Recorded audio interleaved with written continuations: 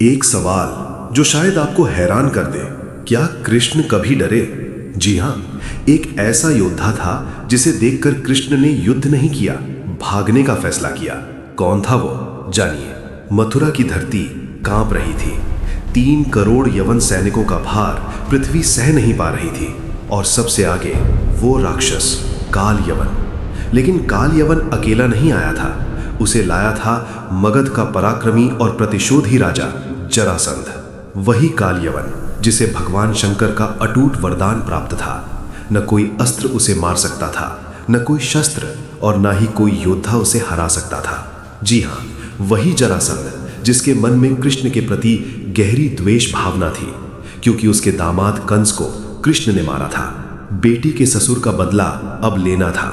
जरासंध ने 17 बार मथुरा पर आक्रमण किया, 17 बार, लेकिन हर बार हारा। हर बार कृष्ण और बलराम के सामने उसे घुटने टेकने पड़े। अकेले कृष्ण को हराना असंभव था। तब जरासंध ने एक नई चाल चली। उसने सोचा, अगर मैं अकेला नहीं हरा सकता तो कोई ऐसा लाऊं जो अजेय हो, कोई ऐसा योद्धा जिसे कोई हरा न सके। और उसकी नजर पड़ी काल यवन पर। दूर देशों तक गए उसके दूत पहाड़, नदियां, जंगल पार कर यवन राज्य तक पहुंचे। काल यवन, वो योद्धा जिसे भगवान शंकर का अटूट वरदान प्राप्त था, और अपनी शक्ति दिखाने के लिए हमेशा उत्सुक। उसके सामने हजारों योद्धा हार चुके थे, हजारों अस्त्र टूट चुके थे। जरासंध ने काल यवन से गठजोड़ किया। एक तरफ था बदले की आग में जलता जरासंध, दूसरी तरफ था अपनी शक्ति का प्रदर्शन करने को बेताब काल यवन। दोनों ने मिलकर ठान लिया, मथुरा नष्ट होगी और कृष्ण का अंत होगा।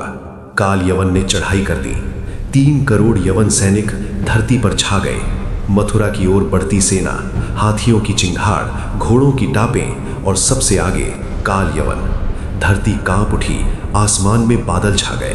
पर कृष्ण ने कुछ और ही सोचा था। व्यर्थ युद्ध में पड़ने के बजाय उन्होंने एक अद्भुत योजना बनाई। समुद्र से भूमि मांगी और बसा दी एक नई नगरी, द्वारिका। मथुरा की सारी प्रजा को सुरक्षित वहां पहुंचा दिया। बच्चे, बूढ़े, महिलाएं, सबको ले गए कृष्ण एक एक करके, कोई पीछे नहीं छूटा। और तभी मथुरा के द्वार खुले, धीरे धीरे चरमराते हुए। अंदर से आई रोशनी पूरे मैदान में फैल गई, और बाहर निकले अकेले, निहत्थे, मुस्कुराते हुए भगवान श्री कृष्ण। कोई अस्त्र नहीं, कोई कवच नहीं, कोई सेना नहीं, सिर्फ वो मुस्कान। काल यवन चौंक गया। युद्ध? कृष्ण निहत्थे, बिना रथ के, बिना सेना के। काल यवन ठिठक गया। उसे यकीन नहीं हुआ। 3 करोड़ सेना के सामने अकेला कृष्ण। ये कोई चाल थी, कोई जाल, पर क्या? और फिर जो हुआ वो इतिहास की सबसे रहस्यमयी घटनाओं में से एक है। कृष्ण भागे या कृष्ण ले गए किसी और? पहाड़, नदियां, जंगल, घंटों का पीछा। पीछे पागलों की तरह दौड़ता काल यवन, और आगे आगे मुस्कुराते कृष्ण। बर्फीले पहाड़, ठंडी नदियां, घने जंगल, दोनों पार करते गए। काल यवन की सेना पीछे छूट गई, पर वो नहीं रुका। और फिर एक अंधेरी गुफा, हजारों साल पुराना रहस्य, अंदर घुप अंधेरा, और एक राजा जो युगों से सो रहा था। कृष्ण मुस्कुराए और अंदर घुस गए। राजा मुचुकुंद, त्रेता युग के वीर योद्धा, देवताओं की ओर से असुरों से लड़े थे। थकान से चूर होकर उन्होंने इंद्र से नींद का वरदान मांगा था, और अब हजारों सालों से वे इसी गुफा में सो रहे थे। देवराज इंद्र ने वरदान दिया था कि उनकी नींद जिसने भी तोड़ी वो जलकर भस्म हो जाएगा। ये वरदान ही था जो अब काल यवन के भाग्य का फैसला करने वाला था। कृष्ण ने एक चाल चली। धीरे से, बिना आवाज किए, अपनी पीतांबर उस सोते हुए राजा पर डाल दी। पीला वस्त्र अंधेरे में चमक रहा था, और कृष्ण खुद गुफा के एक कोने में छिप गए। गुफा में सन्नाटा, अंधेरा और इंतजार। काल यवन अंधेरे में घुसा। उसकी तलवार चमक रही थी, आंखें अंधेरे में ढूंढ रही थीं। धीरे धीरे कदम बढ़ाता गया अंदर की ओर, और फिर उसने देखा अंधेरे में एक चमकता हुआ पीला वस्त्र, और उसमें लिपटा एक व्यक्ति। जोर की लात मारी, पूरे जोर से, विजय के अहंकार में, और हजारों सालों की नींद टूट गई।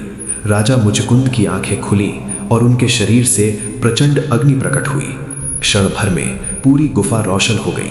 आग की लपटें चारों ओर फैल गईं। काल यवन के चेहरे पर पहली बार डर दिखा। वो अजय योद्धा जिसे कोई अस्त्र नहीं मार सकता था, जिसे कोई योद्धा हरा नहीं सकता था, जलकर राख हो गया। उसी क्षण, उसी गुफा में, उसी अग्नि में काल यवन का अंत हो गया। और जरासंध पीछे खड़ा था अपनी विशाल सेना के साथ, मौका देख रहा था। पर उसकी उम्मीदें भी काल यवन के साथ जलकर राख हो गईं। काल यवन के मरते ही उसकी विशाल सेना भाग खड़ी हुई। जरासंध फिर असफल, फिर अपमानित। गुफा में रोशनी फैली, धीरे धीरे शांति छा गई। राजा मुचुकुंद ने सामने देखा भगवान श्री कृष्ण का दिव्य स्वरूप। वे समझ गए स्वयं भगवान ने उनकी नींद से मुक्ति दिलाई है। उनकी आंखों से खुशी के आंसू बह निकले। कृष्ण ने कहा, जाओ तपस्या करो, मोक्ष प्राप्त करो। राजा मुचुकुंद ने प्रणाम किया और हिमालय की ओर चल दिए। वहां कठोर तपस्या में लीन हो गए। कृष्ण ने युद्ध नहीं किया, फिर भी जीत गए। न काल यवन को हराया, न जरासंध से लड़े, फिर भी विजयी रहे। यही कारण है कि उन्हें एक और नाम मिला, रणछोड़। जी हाँ, जिसने रण छोड़ दिया वही रणछोड़ कहलाए। कहानी सिर्फ युद्ध की नहीं, बुद्धि और रणनीति की है। कभी कभी युद्ध से भागना नहीं, बल्कि समझदारी से आगे बढ़ना ही असली जीत होती है।